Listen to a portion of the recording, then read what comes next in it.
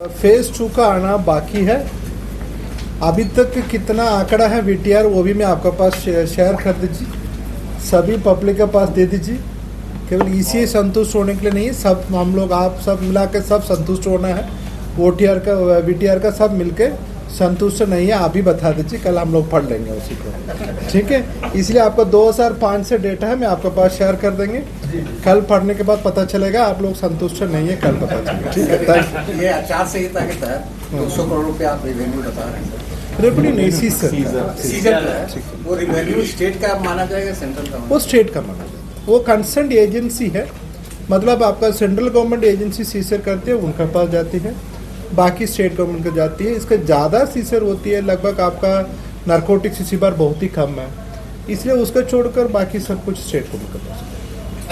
शांतिपूर्ण इलेक्शन के लिए आप लोगों का आभार, बहुत बहुत धन्यवाद। और 2 फाउंडेशन ऑलरेडी फाइल हो चुका है, दूसरा में प्रक्रिया में है। वो सीक्रेसी ऑफ वोट का वायलेशन करने के कारण उनका ऊपर किया। तो वहाँ रिपोर्ट भी होगा क्या? वो अपने वो स्क्रूटिनी का वो डिसाइड किया जाएगी। मेरे हिसाब से वो नहीं लग रही है उसका आवश्यक पड़ेगी, फिर भी वो हम लोग को स्क्रूटिनी रिपोर्ट के बाद देखेंगे। हम लोग को वीडियो सब तो एक एक बूथ का हम लोग यहाँ से पूरा नज़र रख के देखता है उसी को, इसलिए हम लोग उसी देखने के समय में ये क्लियर था उसी में वो अपने वो सीक्रेसी ऑफ वोट का वायलेशन कर रहा है, इसलिए उनके ऊपर कड़ी कार्रवाई की।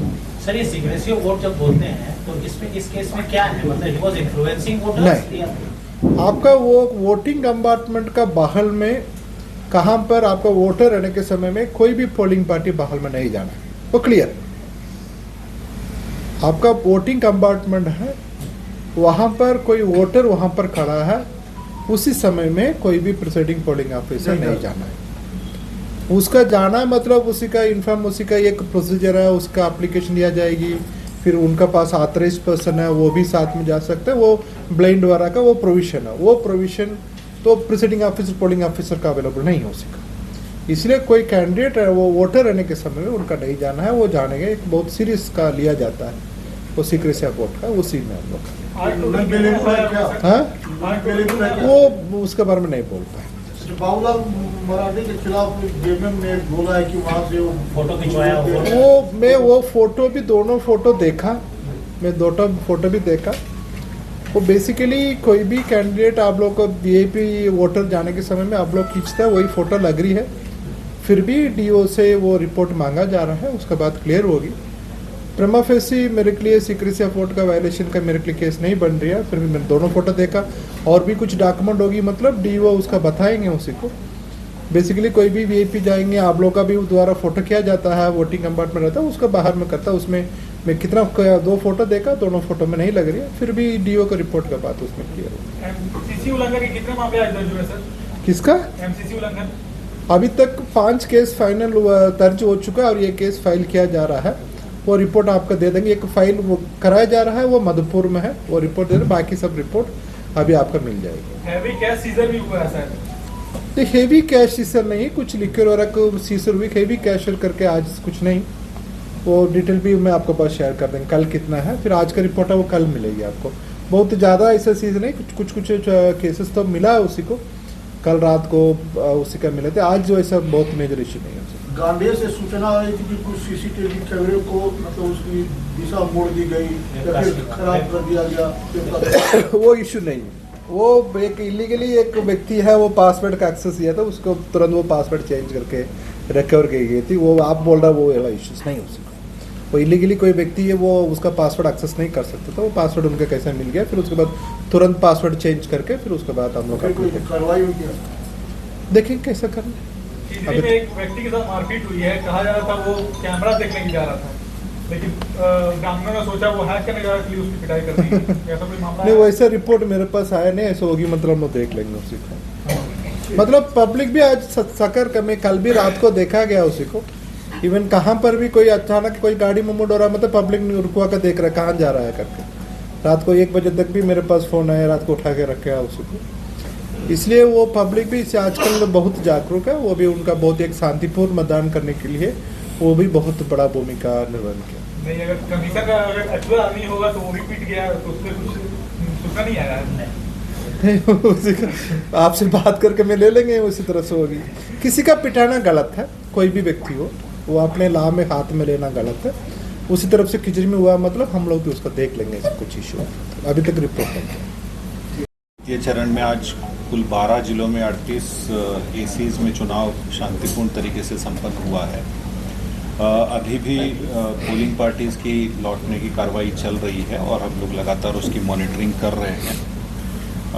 इस फेज़ में बेसिकली कुल जो पोलिंग स्टेशंस थे, बूथ थे, 14,000 करीब 218 बूथ थे, जिसमेम से अगर नक्सल पॉइंट ऑफ व्यू से हम लोग जो सेंसिटिव कहते हैं, क्रिटिकल कहते हैं, नक्सल पॉइंट ऑफ व्यू से करीब 891 ऐसे बूथ थे जिनको नक्सल पॉइंट ऑफ व्यू से सेंसिटिव माना गया था, जो मुख्य रूप से गिरिडीह, बोकारो, हजारीबाग इन सब जिलों में अवस्थित थे। इस टोटल क्रिटिकल जो 14,218 में से 6,828 ऐसे बूथ्स थे जो कि क्रिटिकल कैटेगरी में आते थे, जिन्हें सभी 6,828 उन सभी को जो है केंद्रीय अर्धसैनिक बलों की तैनाती उन सभी बूथों पर की गई थी। कुल इस फेज़ में जो है 585 केंद्रीय अर्धसैनिक बलों की तैनाती सभी जगहों पे मिला के की गई थी। इसके अलावा राज्य पुलिस बल की 60 कंपनियां और उसके अलावा करीब जो राज्य पुलिस सशस्त्र बल और होमगार्ड्स मिला के करीब 26,000 अतिरिक्त बल जो है जिलों में उनके स्ट्रेंथ के अलावा भी डिप्यूट किए गए थे। जहाँ तक जैसे फर्स्ट फेज़ हमारी मुख्य रूप से नक्सल प्रभावित क्षेत्रों में, ज़्यादा नक्सल प्रभावित क्षेत्रों में थी, तो वहाँ पे हेली ड्रॉपिंग भी कराया गया था। बट इस फेज़ में किसी भी मतदान कर्मी का या पोलिंग पार्टीज़ का हेलीकॉप्टर के माध्यम से उन्हें ड्रॉप नहीं किया गया था। जहाँ तक जो हमारे वैसे लोकेशंस है जो कल लौटेंगे नक्सल क्षेत्र को देखते हुए, वैसे करीब 200 के करीब जगह है। उन्हें आज रात्रि में केंद्रीय अर्धसैनिक बलों की सुरक्षा में जो है रखा जाएगा। वो कल लौटेंगे। जहाँ कम्युनिकेशन वाले जो शैडो एरियाज़ होते हैं, करीब इस फेज़ में करीब 7 लोकेशंस थे जहाँ पे कम्युनिकेशन के पुख्ता इंतजाम जो है कराए गए थे। इस फेज़ में जो अपार्ट फ्रॉम जो हमारी जनरल जो डिप्लॉयमेंट थी, उसके अलावा नक्सल प्रभावित क्षेत्रों में कोबरा और झारखंड जगुआर की टीमें लगातार काम कर रही थी और नक्सल प्रभावित क्षेत्रों में भी अभी तक पूर्ण रूप से शांतिपूर्ण तरीके से मतदान संपन्न हुआ है। कुल जो 9 कॉन्स्टिट्यूएंसीज थी जो कि एक्सपेंडिचर सेंसिटिव के रूप में कैटेगराइज की गई थी, जिसमें लगातार एफएसटी, एसएसटी और बाकी हमारी जो टीम्स है वो लगातार काम कर रही थी। 2 राज्यों के साथ सीमा लगती थी, बंगाल और बिहार के साथ में, जिनके साथ में पूरी तरीके से मतदान से 48 घंटे पूर्व जो है बॉर्डर को सील किया गया था और लगभग 114 जगहों पे जो है ये नाके लगाए गए थे और राज्य के अंदर भी लगभग 117 जगहों पे नाके लगाए गए थे और उन स्टेट्स के द्वारा जो चेक पोस्ट लगाए गए थे बॉर्डरिंग स्टेट्स के द्वारा, वो करीब 124 जगहों पर उन्होंने हमें कोऑपरेट किया था। Expenditure sensitive constituencies mainly Hazaribagh, Giridih, Bokaro और धनबाद में थी। मतदान को शांतिपूर्ण तरीके से कराने हेतु जो कार्रवाई की गई है उसमें अभी तक लगभग 115 इलीगल आर्म्स को पुलिस के द्वारा सीज किया और करीब 1800 से ऊपर कारतूस, एम्यूनिशंस वगैरह बरामद किए गए थे। लगभग 34,000 से ऊपर लोगों पर प्रिवेंटिव एक्शंस ली गई, जिसमें से लगभग 14,000 लोगों को बाउंड डाउन भी किया गया, जो कि पूर्व में किसी न किसी प्रकार से किसी क्राइम में या विधि व्यवस्था या इस तरीके से किसी अन्य कारणों से संवेदनशील जिनको माना गया था, उन पर कार्रवाई की गई। जहाँ तक सीजर्स की बात हो रही थी, सीजर्स लगातार जॉइंट टीम्स के द्वारा की जा रही है और अभी तक टोटल सीजर्स 200 करोड़ पार कर चुकी है और उसमें जो पुलिस के द्वारा अभी तक लगभग 163 करोड़ के सीजर्स जो है किए गए हैं और केसेस आज का जो मतदान है उसमें अभी तक 5 केस रिपोर्ट हुए हैं। छठा केस जैसे सीओ साहब ने बताया अभी वो प्रोसेस में है, वो भी अभी दर्ज हो जाएगा। गिरिडीह में एक केस दर्ज हुआ है जो गांडे में जो पीठासीन पदाधिकारी से संबंधित मामला है, उसमें ताराटाड़ थाना में ये एफआईआर हुआ है। एफआईआर नंबर 31/34 है, जो wrongful conduct of polling personal का जो चार्ज होता है उसमें ये का कांड दर्ज किया गया है। इसके अलावा धनबाद में बाघमारा विधानसभा क्षेत्र में कुल 4 केसेस दर्ज हुए हैं। इसमें से एक बरोरा थाने में दर्ज हुआ है, एक मधुबन थाने में, एक कतरास थाने में और एक सोनारडी ओपी है मधुबन थाने का, उसमें दर्ज हुआ है। ये चारों एमसीसी वायलेशन के बेसिकली केस है, जो पर्चा वगैरह बांटने से संबंधित मामले हैं। छठा मधुपुर से संबंधित जो मामला है उसमें भी कार्रवाई की जा रही है और जैसे वो रिपोर्ट आएगा हम लोग अपडेटेड रिपोर्ट देंगे। तो अभी तक ओवरऑल जो है शांतिपूर्ण तरीके से सभी जगह मतदान संपन्न हुआ है और जो पोलिंग पार्टीज लौट रही है उनकी अब हम लोग सुरक्षा हेतु जो है अग्रतर कार्रवाई कर रहे हैं और जैसे जैसे वो लौटती जाएंगी वैसे फिर आगे की कार्रवाई होगी। सर वायलेंस से रिलेटेड सभी आरओ अपने जनरल ऑब्जर्वर के साथ में सभी कैंडिडेट के साथ में वो मीटिंग करता है। वो सभी इलेक्शन में होती है, इस इलेक्शन में भी होगा।